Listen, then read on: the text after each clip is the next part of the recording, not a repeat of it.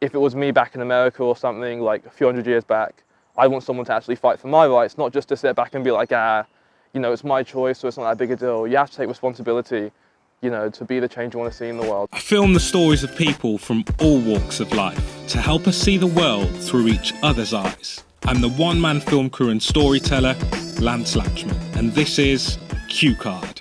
Why did I become vegan? Why did you become vegan?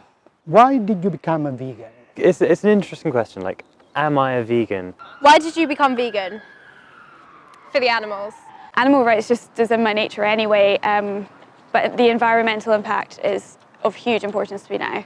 I watched a speech called "This is the Best Speech You'll Ever Hear" by Gary Yourofsky, and it completely opened my eyes to the ethical side of veganism. So primarily it's for the animals, and then after that I realised the benefits it had on my health and also the environment as well. I've always been environmentalist, and I just didn't know that the right thing to do was to become a vegan, to really have a positive impact at the individual level. It's interesting because that's not something I did not want to do, because that meant that I had to change. I would say I was like 90% vegan, but I didn't realise that actually there's a difference between being on a vegan diet and actually being vegan.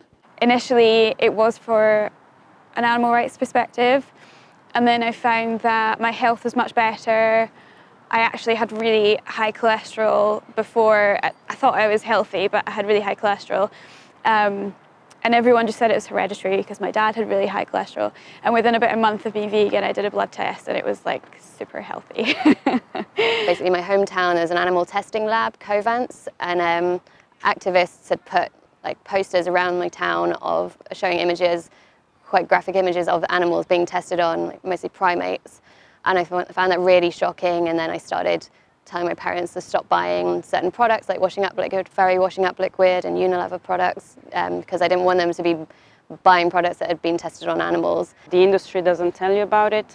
Sort of realising also that becoming vegan actually helps stop this. It's just something that people don't normally talk about. A lot of people are against the dog meat festival in China where they eat dogs and cats, and everyone's really against that. But then over here, people are eating pigs, chickens and cows and no one's saying anything. I wouldn't kill a dog or a cat and what have you. And are the differences between those other species relevant such that it justifies us killing them?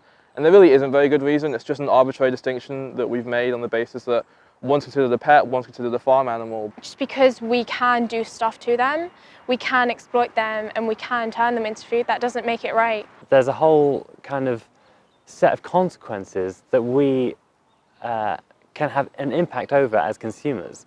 When we go to the supermarket, we vote with our money. People don't even realise that a cow has to have a baby to produce milk, and that milk is for the baby cow, not humans. So farmer will take the baby away from the mother just so that we can take milk from her and put it on our cereal or in coffee. And if her baby is a male, then on his first day of life, he may either be shot because he's useless to the dairy industry, or he will be taken away from his mother and sold as veal and killed at like 5 months old so people eat the baby cow.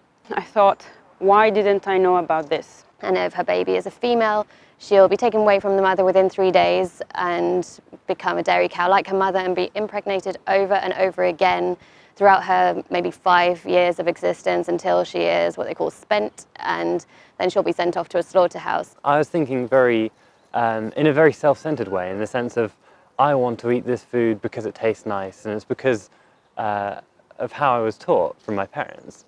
Yeah, so I decided to go vegetarian, and then took me like 11 years till I actually went vegan. It's like 7 years ago I went vegan, and that was after watching a documentary called Earthlings. I decided not to watch it because I'm a very sensitive person, and now that I'm a vegan, I regret not doing it 10 years ago, because it could have changed my life, 10 years ago rather than a year ago. So yeah, I just had no idea about the cruelty involved in the dairy and egg industries. And then, yeah, literally 10 minutes of that documentary just like changed my life. And that's what a vegan is. A vegan is somebody that realizes that we are all the same. We are all things. We all suffer. We all have ambitions. We all have goals.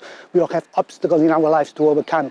And therefore, you don't want to make their life more difficult.